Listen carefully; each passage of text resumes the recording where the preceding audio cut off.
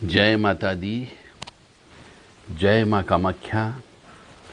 जय श्री महाकाल महाराज। माँ भगवती जगत जननी और परमपिता परमात्मा की कृपा से आज आपको केमद्रुम योग के बारे में विस्तृत विचारधारा करेंगे।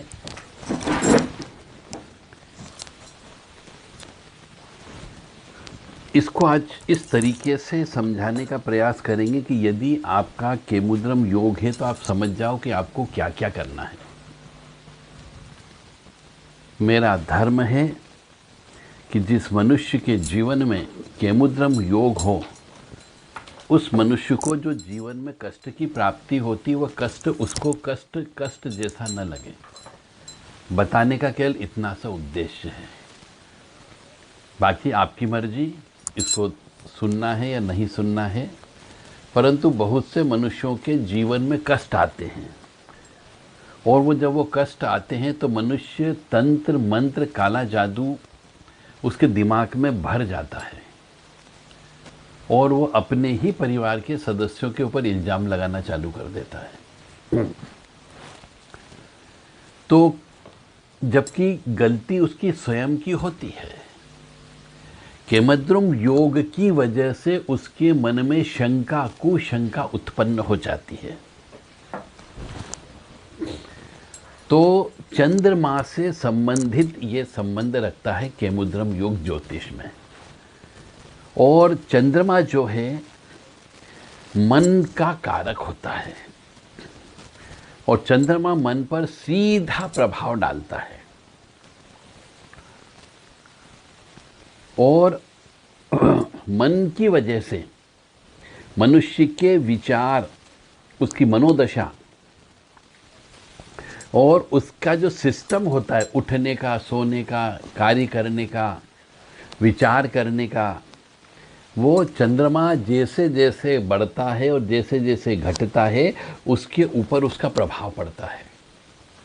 अब चूंकि ये तो प्रकृति का नियम है कि चंद्रमा अमावस्या आएगी तब चंद्रमा बिल्कुल भी नहीं रहेगा, पूर्णिमा आती है तो चंद्रमा फुल रहता है, फिर धीरे धीरे कटता है। ऐसे ही जिसका चंद्रमा खराब हो जाता है केमुद्रम योग की वजह से, ऐसे मनुष्य का विचार भी कम ज्यादा अच्छे बुरे होते जाते हैं। और इस प्रकृति के जितने भी जीव जंतु हैं यानी मनुष्य सहित सभी के ऊपर चंद्रमा की गतिविधि का प्रभाव पड़ता है। आप ये मान करके चले कोई मनुष्य आत्महत्या करता है तो वो भी चंद्रमा की वजह से करता है, क्योंकि चंद्रमा ही उसके मन के ऊपर प्रभाव डालता है। तो यदि किसी की कुंडली में चंद्रमा के आगे और पीछे जो घर होते हैं, जहाँ पे चंद्रमा लिखा हुआ है, चंद्र लिखा हुआ है, उसके एक घर आगे और एक घर पीछे कोई भी ग्रह नहीं हो तो ऐसी कुंडली में केमुद्रम योग बन जाता है। यानी चंद्रमा को कोई भी सपोर्ट करने वाला ग्रह नहीं होता है। और चंद्रमा जब इस प्रकार से अकेला रह जाता है तो चंद्रमा चूंकि स्त्री का प्रतीक भी है और स्त्री को डर लगने लगता है कि मेरे आगे कोई भी नहीं, मेरे पीछे कोई भी नहीं है, तो वो बड़ा सहमा सहमा सा रहता है, डरा डरा सा रहता है। यही प्रकृति उस मनुष्य के ऊपर भी रहती है और इसकी वजह से मनुष्य को निर्धनता भी आती है, क्योंकि चंद्रमा धन की देवी लक्ष्मी जी का भाई है।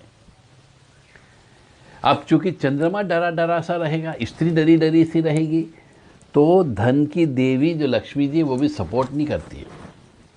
तो ऐसे मनुष्य के जीवन में निर्धनता आती है।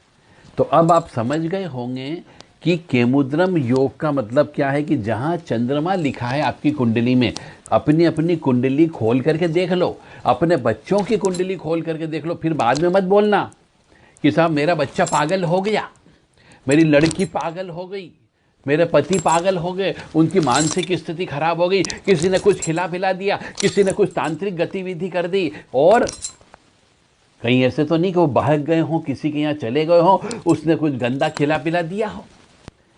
ये अक्सर सुना गया है। तो किसी पर इल्जाम मत लगाओ। पहले अपने घर के अंदर जो जितने भी बच्चे बच्चियां हैं और पत्नी है पति है, सबकी कुंडली खोल करके देखो कि क्या केमुद्रम योग तो नहीं है। जिसके भी पत्रिका में केमुद्रम योग होगा, मान करके चले उसकी मानसिक स्थिति खराब रहने की संभावना है, उसके यहाँ पे दरिद्रता रहने की संभावना है, उसके यहाँ निर्धनता रहने की संभावना है, उसके यहाँ रोग होने की संभावना है, उसके यहाँ मुसीबतों पे मुसीबत आती जाती है, और उसका व्यावसायिक जीवन खराब रहता है, उसका वैवाहिक जीवन में भी कठिनाइयों का सामना करना पड़ता है। एक बार और पुनः सुन लीजिए, मैं कह रहा हूं पुनः, मैं आपको कष्टों से बचाने का तरीका बताने आया हूं। अब आपकी इच्छा, आप कष्ट भोगना चाहते हो तो भोगिए, और नहीं भोगना चाहते हो तो उपायों को कर लेना। तो पहले तो ये समझे कि केमुद्रम योग है क्या। चंद्र ग्रह जहां लिखा होगा उसके आगे वाले और उसके पीछे वाले घर में कोई भी यदि ग्रह नहीं हो तो समझो केमुद्रम योग है। और जिसके पत्रिका में भाग्य में पिछले जन्म के कर्म के अनुसार केमुद्रम योग होता है, वो चाहे लाख प्रयास कर ले, उसको निर्धनता भोगना पड़ती है, अति निर्धनता भोगना पड़ सकती है, उसे रोग भी होते हैं, मुसीबतों पे मुसीबत उसके यहाँ आती जाती रहती है, व्यावसायिक गतिविधि धीरे धीरे ठप होने की संभावना हो जाती है, वैवाहिक जीवन में उतार चढ़ाव आते रहते हैं। इन सब कठिनाइयों का सामना करना पड़ता है। कुछ किस्सों में, यानी कुछ कुछ मामलों में जो मनुष्य होता है केमुद्रम योग वाला, वह चोर बन जाता है, और यहाँ तक कि असत्यवादी भी बन जाता है। असत्यवादी का मतलब हो गया झूठ बोलने वाला।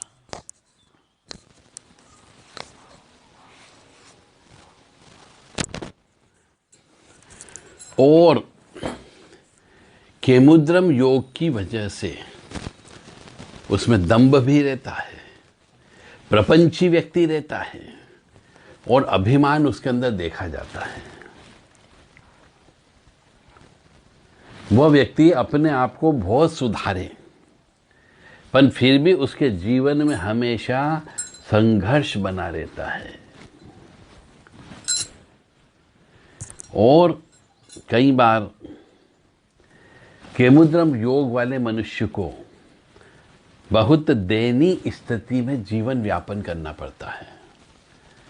तो ज्योतिष सीखने वालों के लिए भी काम की चीज़ है, और जिनके घरों में, जो मैंने कहा, यदि अति दयनीय स्थिति में जी रहे हो, दरिद्रता में जी रहे हो, ऋण में जी रहे हो, परेशानी पे परेशानी आती जाती हो, तो अपनी पत्रिका एक बार चेक करा लो। यदि आप पत्रिका हमसे चेक करवाना चाहते हैं तो 7987237885 पर संपर्क कर सकते हैं, व्हाट्सएप के माध्यम से अपना पूरा नाम पूरा पता देते हुए। तो मनुष्य को जिसका केमुद्रम योग हो जाता है, उसे असफलता का सामना करना पड़ता है, और ये मान करके चलें एक न एक क्षेत्र उसका बिल्कुल भयंकर अशुभ योग के प्रभाव से नष्ट हो जाता है। और कई बार तो केमुद्रम योग की वजह से लाख कोशिश कर लें, उसका विवाह ही नहीं होता है। और कुछ मनुष्यों को जीवन भर व्यवसाय नहीं मिल पाता है, कभी ये काम करें, कभी वो काम करें, कभी तीसरा काम, कभी चौथा काम, मतलब एक एक में पैसा लगाते जाते हैं, बर्बाद होते जाते हैं और बदलते जाते हैं। और कुछ मनुष्य ऐसे भी देखे गए हैं प्रैक्टिकल कि वो पूरे जीवन भर निर्धन रहते हैं। तो यदि निर्धनता आ जाए, व्यवसाय नहीं चले, तो पहले चेक करवा लो कि कहीं पर केमुद्रम योग तो नहीं है। और ये भी देखा गया है कि केमुद्रम योग की वजह से, अशुभ प्रभाव की वजह से उस मनुष्य को कई बार राजदंड यानी जेल यात्रा भी हो जाती है, लंबे समय का कारावास भी मिल जाता है और जेल में भी रहना पड़ सकता है। और कई बार तो ऐसा दंड मिलता है कि आजीवन कारावास मिल जाता है। और इस योग से पीड़ित मनुष्य को सामाजिक स्तर हमेशा सामान्य से नीचे ही रहता है, समाज में प्रतिष्ठा नहीं मिलती है, सम्मान नहीं मिलता है। तो केमुद्रम योग बहुत खतरनाक होता है। बहुत से ज्योतिषी लोग केमुद्रम योग के बारे में आपसे चर्चा ही नहीं करते और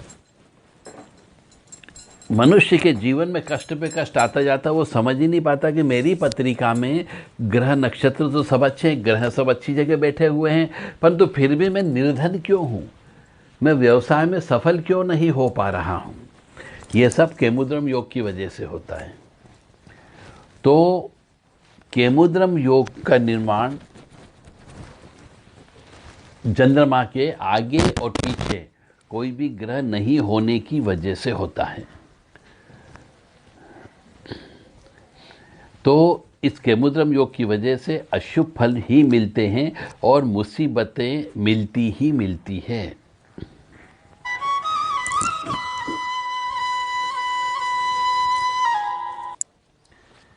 तो केमुद्रम योग में ऐसा भी है कि चंद्रमा के आगे पीछे कोई भी ग्रह नहीं हो और चंद्रमा के साथ भी कोई ग्रह नहीं होना चाहिए।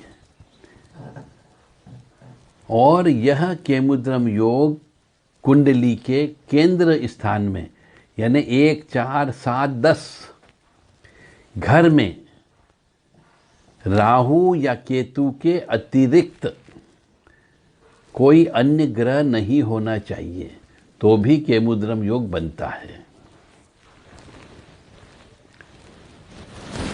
और ऐसा भी कहा गया है कि किसी भी अन्य ग्रह के साथ में उसकी दृष्टि के माध्यम से भी संबंध नहीं होना चाहिए।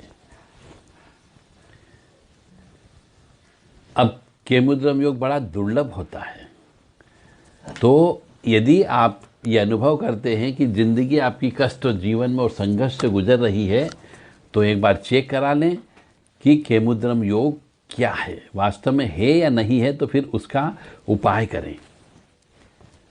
अब ज्योतिष शास्त्र के अनुसार चंद्रमा को सबसे महत्वपूर्ण ग्रह माना जाता है, क्योंकि वह भी एक पूरा ग्रह है और अपनी पृथ्वी के सबसे नज़दीक है और उसका प्रभाव मनुष्य पर सबसे ज़्यादा पड़ता है।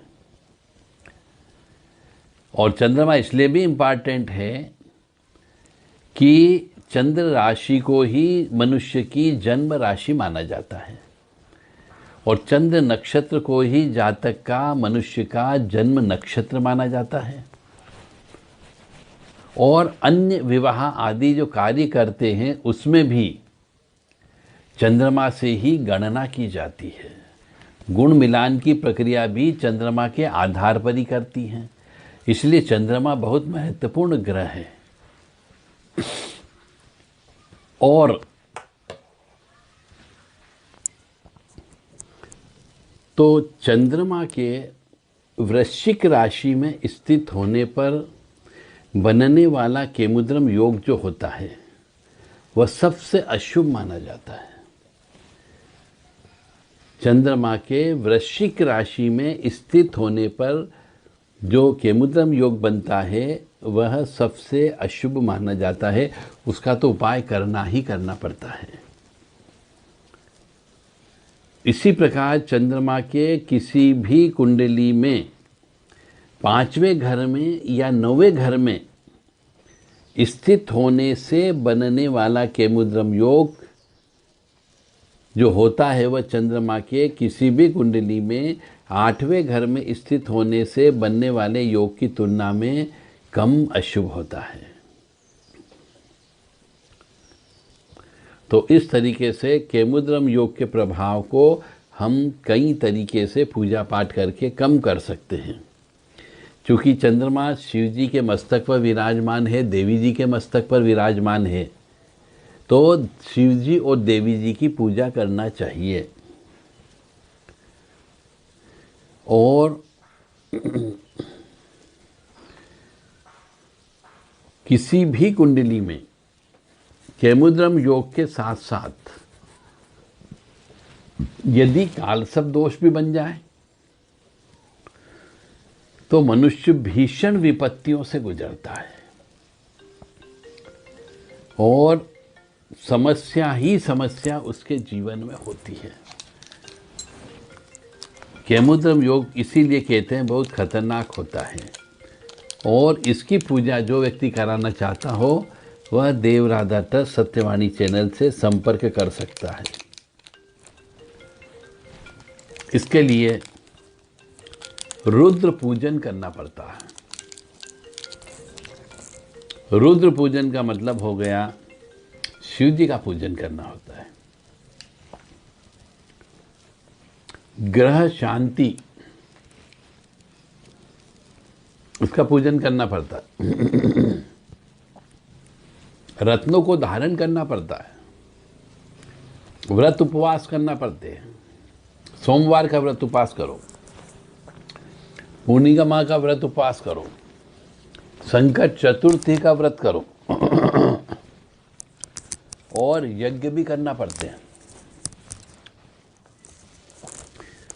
इस योग के प्रभाव को कम करने के लिए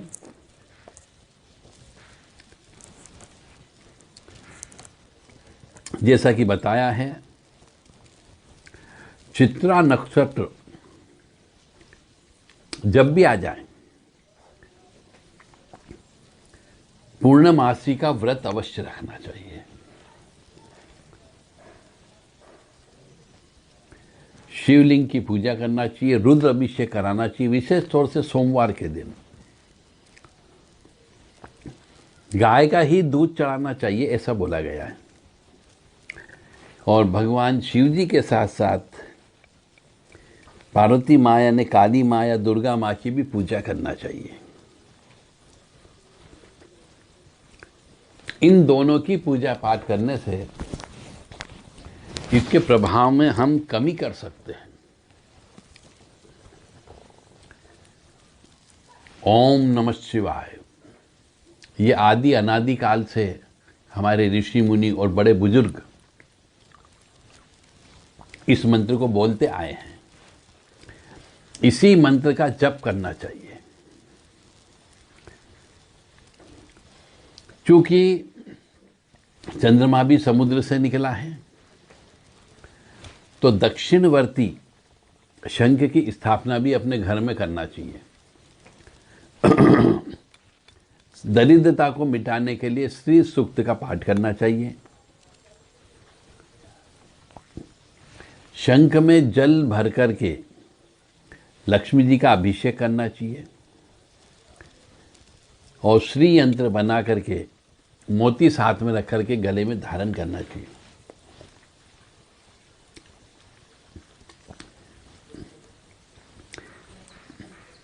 चंद्रमा से संबंधित वस्तुओं का दान करते रहना चाहिए। दूध, दही, आइसक्रीम, चावल, पानी और चांदी का टुकड़ा, तिकोना हो या चौकोर हो, हमेशा अपने पास रखना चाहिए। रोजाना श्री सूक्त का पाठ करना चाहिए। गंगा जल पूजा स्थल पर हमेशा रखना चाहिए। चांदी का बना हुआ श्री यंत्र, मोती लगा हुआ, हमेशा धारण करके रखना चाहिए। स्फटिक की और रुद्राक्ष की माला गले में धारण कर लेना चाहिए। ऐसा करने से केमुद्रम योग के प्रभाव को कम कर सकते, खत्म नहीं किया जा सकता। केवल कम कर सकते। अब चंद्र पीड़ित या केमुद्रम योग या शत्रु राशि में या नीच का हो तो उन सब के लिए भी शिव जी का रुद्र अभिषेक ही सबसे ज़्यादा कारगर साबित होता है। चांदी के गिलास में पानी पीना चाहिए, चांदी के गिलास में दूध पीना चाहिए, माता की सेवा करना चाहिए। शुक्रवार को खीर बना करके मंदिर में भोग लगा करके कन्या पूजन करना चाहिए। पूर्णमासी का और सोमवार का व्रत उपवास करना चाहिए। पानी अधिक मात्रा में पीना चाहिए और मन में नकारात्मक विचार न आने दें। खुद पर वो नकारात्मक विचार हावी न होने दें। हमेशा सकारात्मक ऊर्जा अपने पास में रखें। तो इस तरीके से आप केमुद्रम योग के जो दुष्प्रभाव हैं उन प्रभावों को कम कर सकते हो। अब कुंडली के यह केमुद्रम योग अशुभ योग की परिभाषा में आता है। ज्योतिष शास्त्र में केमुद्रम योग को दुर्भाग्य का प्रतीक कहा गया है। तो इस योग के बनने से कई परेशानियां मनुष्य के जीवन में उत्पन्न होती है। केमुद्रम योग दुर्भाग्य ही उत्पन्न करता है। तो केमुद्रम योग वाले व्यक्ति से शादी नहीं करनी चाहिए, अन्यथा या लड़की होगी तो वो आपके घर परिवार को दरिद्रता में ला देगी। और यदि आपने किसी पुरुष से शादी कर ली जिसका केमुद्रम योग है तो आपको जिंदगी भर दरिद्रता में जीवन यापन करना पड़ेगा। इसलिए केमुद्रम योग जिसका हो ऐसे स्त्री पुरुष से विवाह नहीं करना चाहिए।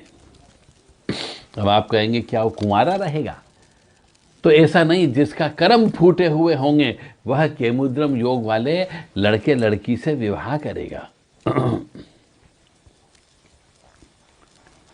तो इस प्रकार से ये आपको हमारे द्वारा एक ज्ञान दिया गया, सलाह दे रहे हैं। मानना या नहीं मानना आपके ऊपर निर्भर करता है।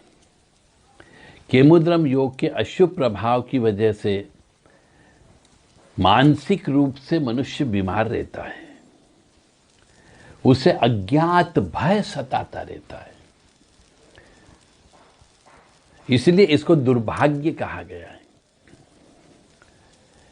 केमद्रुमे भवति पुत्र कलत्रहीनो देशांतरे ब्रजाति दुख सभाष भी तप्त ज्ञाति प्रमोद निरते मुखरो कुचेलो नीच भवति सदा भीति युक्त अरिश्चायु। इसका अर्थ जो कुंडली में बताया गया है कि केमुद्रम योग की वजह से पुत्र कलत्र से हीन, इधर उधर भटकने वाला, दुख से अति पीड़ित, बुद्धि और खुशी से हीन, मलिन वस्त्र धारण करने वाला नीच व्यक्ति होता है और कम उम्र वाला होता है। उसकी उम्र भी कम होती है।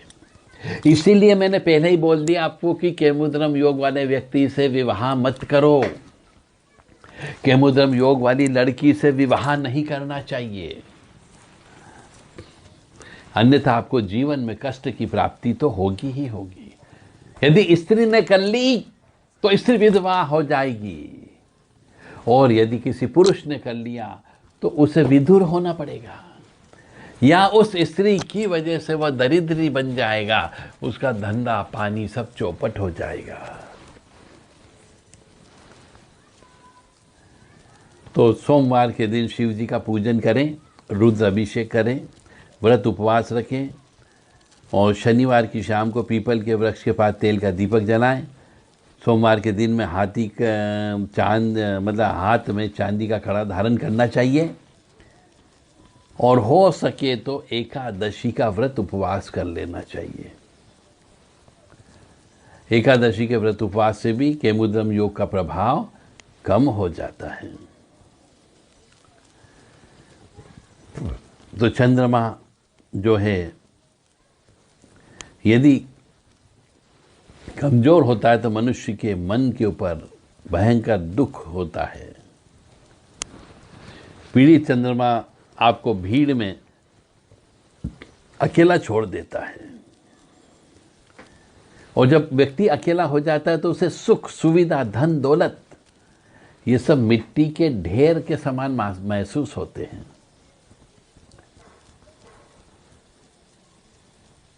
तो मनुष्य जब चंद्र की महादशा से गुजरता है केमुद्रम योग की अवस्था में तो वह पुराने दिनों को याद करता है, प्रेम संबंधों को याद करता है, घर परिवार के सदस्यों को याद करता, रोता है, उनकी आंखों से आंसू निकलते हैं। यानी कि कहने का अर्थ यहां पर यह हो गया कि वो व्यक्ति बाहर से तो नजर आएगा अच्छा, स्ट्रांग नजर आता है, परंतु अंदर ही अंदर वो खोखला होता है। केमुद्रम योग वाला व्यक्ति मतलब मनुष्य की भावना यदि कूदे नहीं जाए तो वो भावना से भयंकर ग्रस्त होता है। बड़ा आदमी भी बन जाएगा परंतु जीवन में उसे सुख नहीं मिलेगा।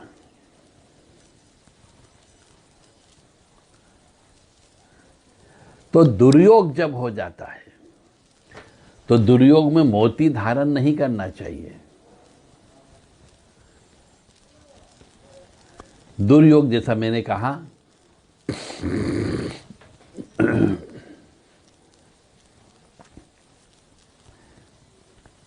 तो जैसा दोष होता है, भारी दोष है, हल्का दोष है, चंद्रमा अष्टम का दोष है, आधि रोग है, व्याधि का योग है, तो हर एक के लिए अलग अलग उपाय बताए गए हैं।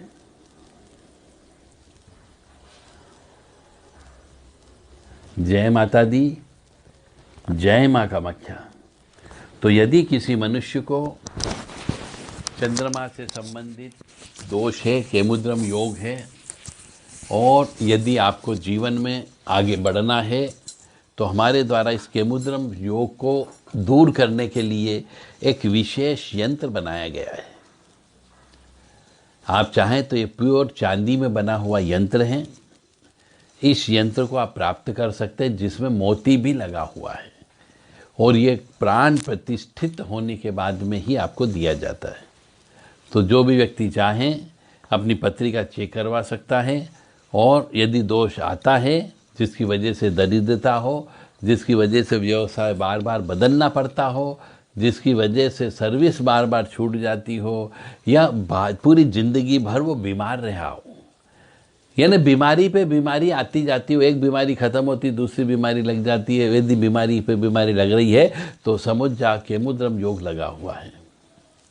मानसिक स्थिति खराब रहती है तो समझ जाओ केमुद्रम योग है। तो मनुष्य को हमेशा अपने जो दोष होते हैं उन दोषों के बारे में ज्ञान होना चाहिए, और उसके उपाय समय समय पर करते रहना चाहिए। यदि आप पत्रिका चेक करवाना चाहते हैं तो 7987237885 पर संपर्क कर लें। केमुद्रम योग का जो लॉकेट है, तावीज़ के लिए, यंत्र के लिए जो बनाया है, यदि वो लेना चाहते हैं तो भी 7987237885 पर आप व्हाट्सएप के माध्यम से संपर्क कर सकते हैं। चंद्र दोष निवारण के लिए हमारे भोजपत्र पर यंत्र तैयार किए गए हैं मंत्रों सहित।